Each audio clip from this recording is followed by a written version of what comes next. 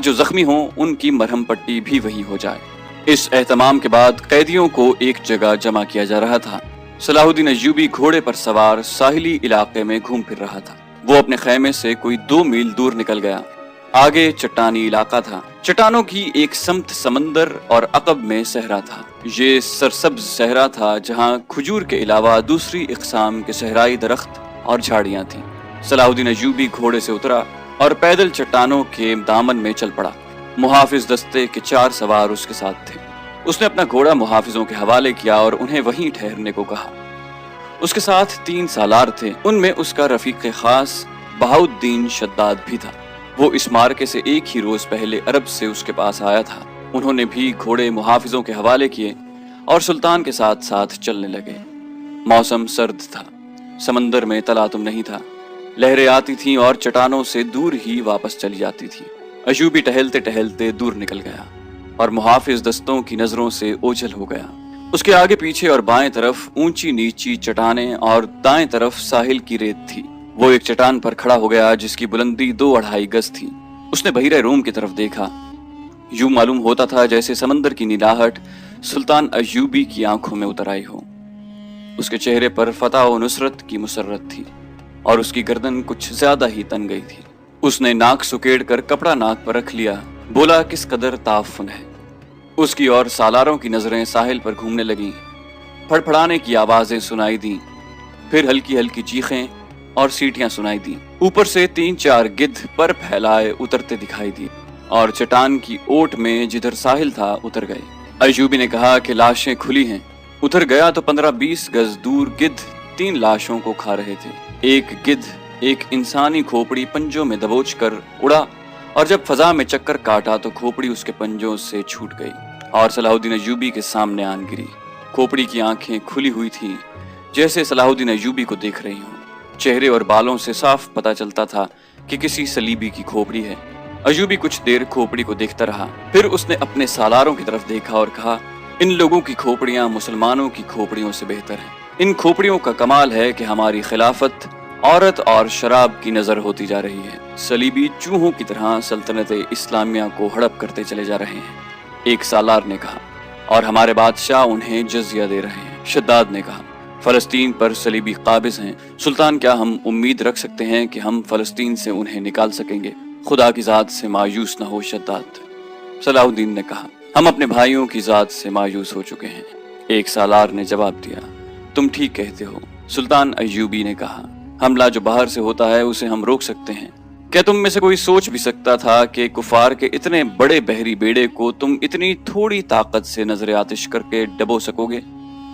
तुमने शायद अंदाजा नहीं किया था कि उस बेड़े में जो लश्कर आ रहा था वो सारे मिस्र पर मक्खियों की तरह छा जाता। अल्लाह ने हमें हिम्मत दी और हमने खुले मैदान में नहीं बल्कि सिर्फ घात लगाकर इस लश्कर को समंदर की तह में गुम कर दिया। मगर मेरे दोस्तों, हमला जो अंदर से होता है उसे तुम इतनी आसानी से नहीं रोक सकते। जब तुम्हारा अपना भाई तुम पर वार करेगा तो तुम पहले ये सोचोगे कि क्या तुम पर वाकई भाई ने वार किया है। तुम्हारे बाजू में उसके खिलाफ तलवार उठाने की ताकत नहीं होगी। अगर तलवार उठाओगे और अपने भाई से तेग आजमाई करोगे तो दुश्मन मौका गनीमत जानकर दोनों को खत्म कर देगा। वो आहिस्ता आहिस्ता साहिल पर चट्टान के साथ चला जा रहा था। चलते चलते रुक गया, झुककर रेत से कुछ उठाया और हथेली पर रख कर सबको दिखाया। ये हथेली जितनी बड़ी सलीब थी जो स्याह लकड़ी की बनी हुई थी। उसके साथ एक मजबूत धागा था। उसने उन लाशों के बिखरे हुए आज़ा को देखा जिन्हें गिद्ध खा रहे थे। फिर खोपड़ी को देखा जो गिद्ध के पंजों से उसके सामने गिरी थी। वो तेज तेज कदम उठाता खोपड़ी तक गया। 3 गिद्ध खोपड़ी की मिल्कियत पर लड़ रहे थे। सलाहुद्दीन अय्यूबी को देखकर परे चले गए। सुल्तान अय्यूबी ने सलीब खोपड़ी पर रख दी और दौड़कर अपने सालारों से जा मिला। कहने लगा, मैंने सलीबियों के एक कैदी अफसर से बातें की थी। उसके गले में भी सलीब थी।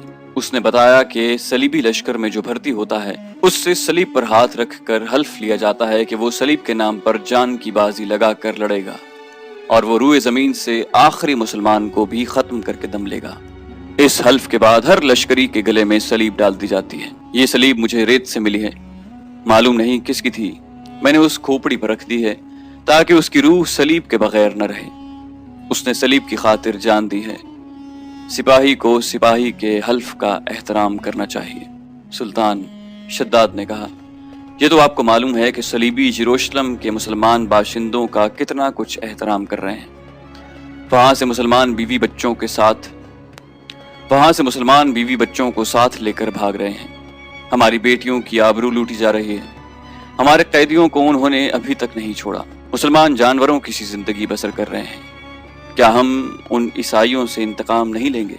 इंतकाम नहीं, सलाहुद्दीन ने कहा, हम फलस्तीन लेंगे, मगर फलस्तीन के रास्ते में हमारे अपने हुक्मरान हायल हैं। वो चलते चलते रुक गया और बोला, कुफार ने सलीब पर हाथ रखकर सल्तनत इस्लामिया के खात्मे का हल्फ उठाया है।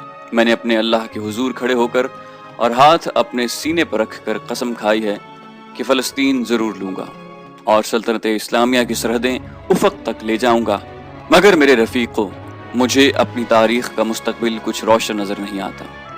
एक वक्त था कि ईसाई बादशाह थे और हम जंगजू। अब हमारे बुजुर्ग बादशाह बनते जा रहे हैं और ईसाई जंगजू।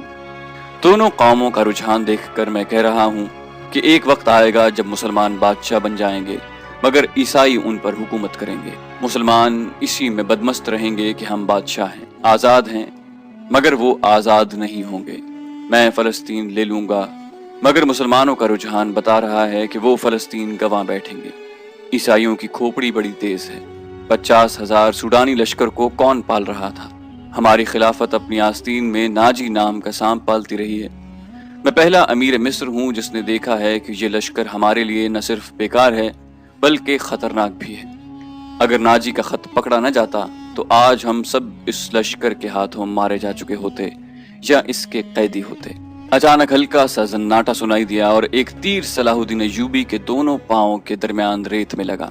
जिधर से तीर आया था उस तरफ सुल्तान अय्यूबी की पीठ थी। सालारों में से भी कोई उधर नहीं देख रहा था। सबने बिदक कर उस तरफ देखा जिधर से तीर आया था।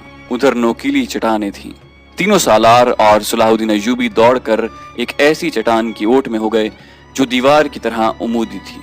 उन्हें तवक्को थी कि और भी तीर आएंगे। तीरों के सामने मैदान में खड़े रहना कोई बहादुरी नहीं। शद्दाद ने मुंह में उंगलियां रखकर जोर से सीटी बजाई। मुहाफिज दस्ता पाबरकाब था। उनके घोड़ों के सरपट टापू सुनाई दिए। उनके साथ ही तीनों सालार उस तरफ दौड़ पड़े जिस तरफ से तीर आया था। वो बिखर कर चट्टानों पर चढ़ गए। चट्टानें ज्यादा ऊंची नहीं थी। सलाहुद्दीन अय्यूबी भी उनके पीछे गया। एक सालार ने उसे देख लिया और कहा, सुल्तान आप सामने ना आए। मगर सुल्तान अय्यूबी रुका नहीं।